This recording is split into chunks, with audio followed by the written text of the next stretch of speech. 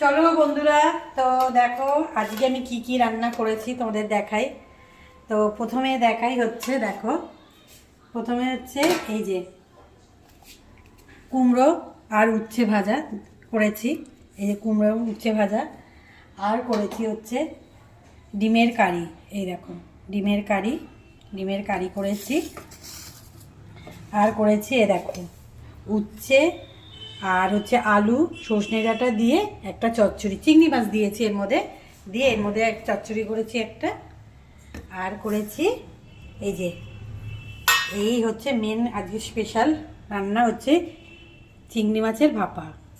এই দেখো কত তেল বেরিয়েছে, দেখো দেখেছো কত তেল বেরিয়েছে।